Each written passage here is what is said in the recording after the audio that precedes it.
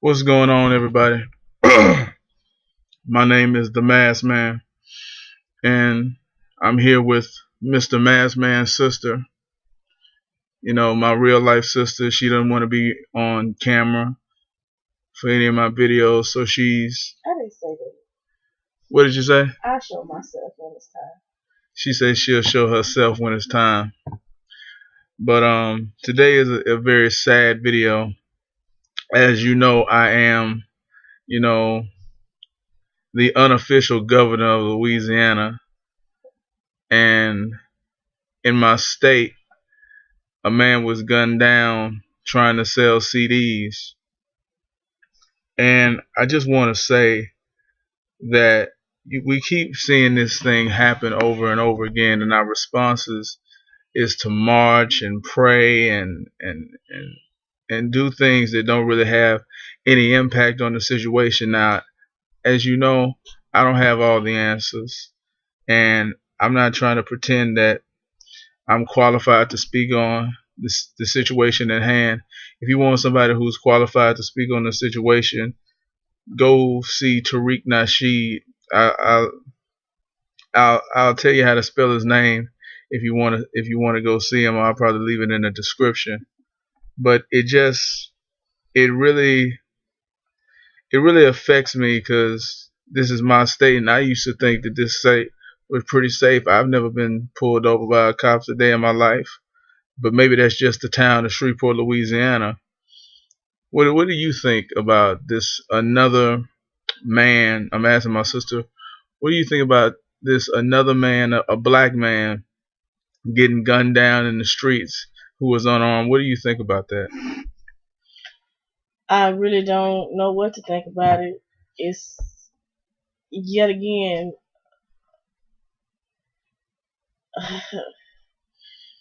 another black man is gone. Another black person because they're not killing as many women. Mm-hmm. And these people are being deemed as aggressive and Mm-hmm. with criminal records, past criminal records, and for us, the children, if they would have been doing this, if they would have been doing that, it's a lot of shoulda, coulda, wouldas. But at the end of the day, the body count is going up for us blacks.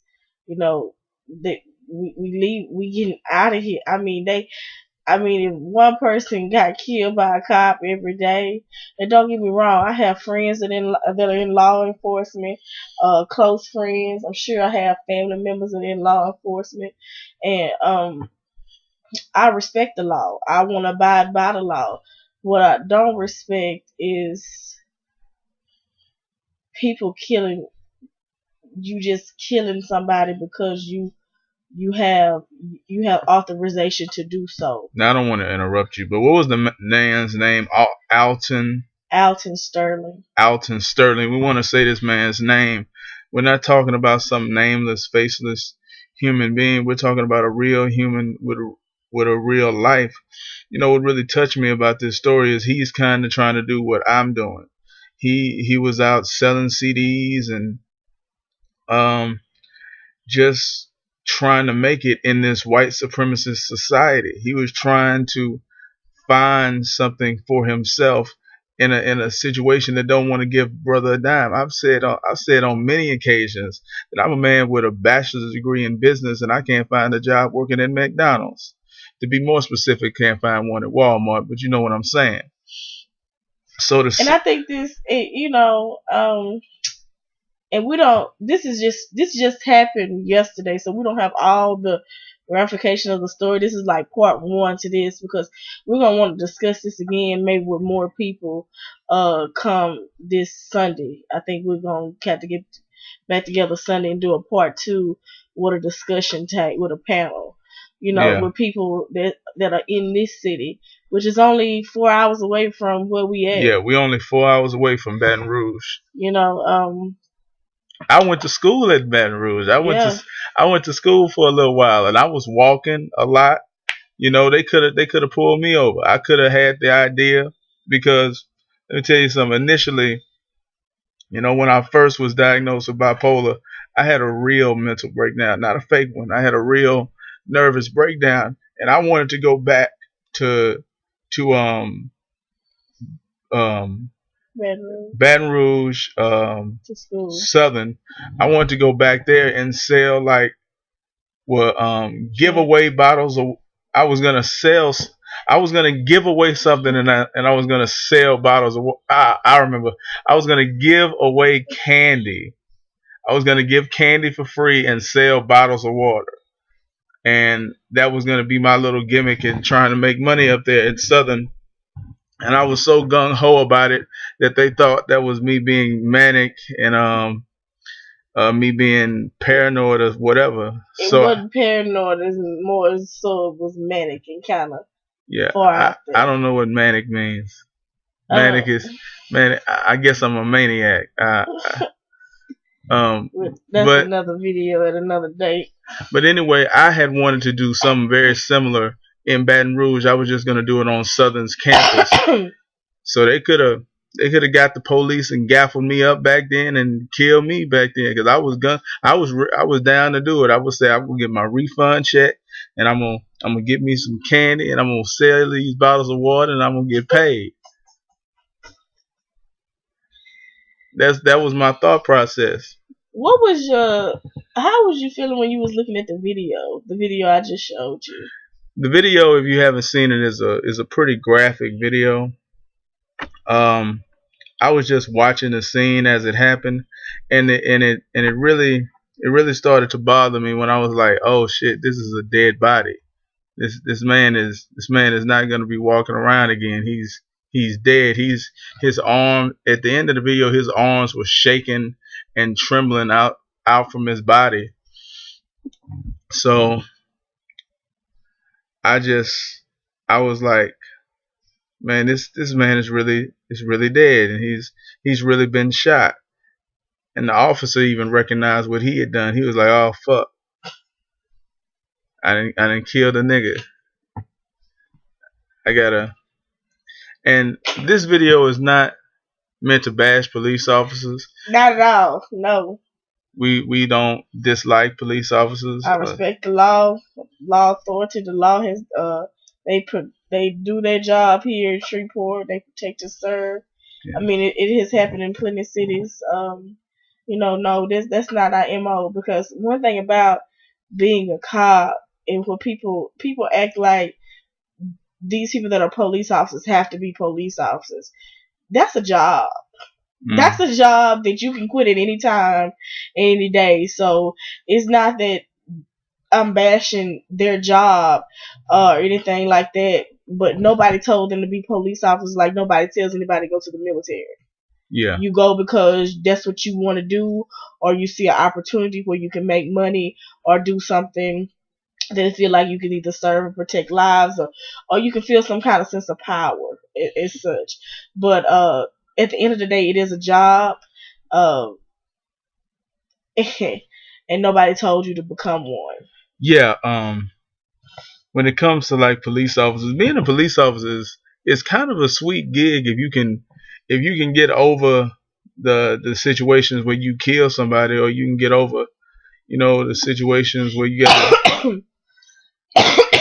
where you got to do a lot of paperwork. It can be kind of sweet. I don't know if they do this in other places, but right where we live in apartments, and there are cops here who get to stay practically rent free just for being a police officer. They don't actually do nothing. Just their police officerness, just the fact that they're a cop, their copness gives them the ability to when they bring their cars home. They get the when they bring their cars home.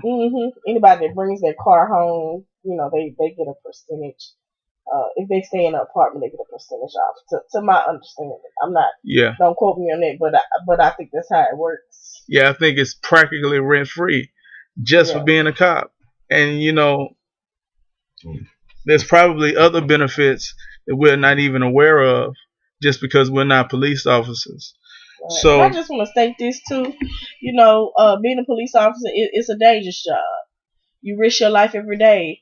when you put that uniform and that badge on and you go out here trying to protect and serve citizens in society and the people that live in this world that we call America. But it's a very dangerous job, so I do not take their job for granted. And like you said, we're not here to bash anybody. We just want to talk about the situation of Alton Sterling and a man who died trying to hustle, pretty Trying to much. get it. That's And it could have been me. That's the way I look at this it. is just a more of how this is just it's just emotional to Yeah. see that video, to see that man kind of wrestling and to be lifeless in the matter of seconds. It kind of fucked you up. Mhm. It makes it sad. Mhm. It makes your whole day sad. Mhm. So what we gonna do as a society? I can't tell you that. What we gonna do as black people? I don't know. It's nothing we can really do to stop this. Like I said, I do think that there are strategies and there are ways to combat this whole thing. I think Tariq Nasheed is a better resource, and if not him, then there are other resources that are connected to him. Go look up a guy by the name of Jason Black, TBA, the Black Authority. Look at some of his videos on YouTube. He has, some great ideas. He's a native of Shreveport as well. But I just want the people, to understand that when the cops do something wrong, we shouldn't make everything us versus them. Let's deal with every situation, individual situation, as its own case, so that these people can't keep getting off. They keep getting off for killing us black men. They keep getting off for killing somebody who's only out there trying to hustle, who's only out there trying to beat white supremacy. And some white lady called the cops on him because she didn't like to see him try to make it, saying he was harassing customers. And he had already made out a deal with the owners to be able to do that. Well, I think this video is nearing its conclusion. Let me know what you think about it. Leave comments.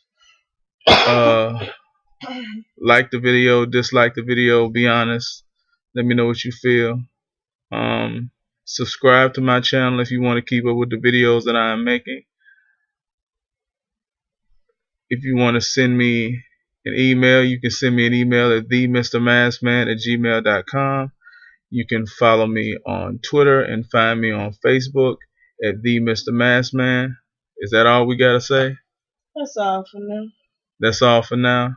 So R.I.P. to Alton R.I.P. to Alton Sterling. Sterling. All right. Peace.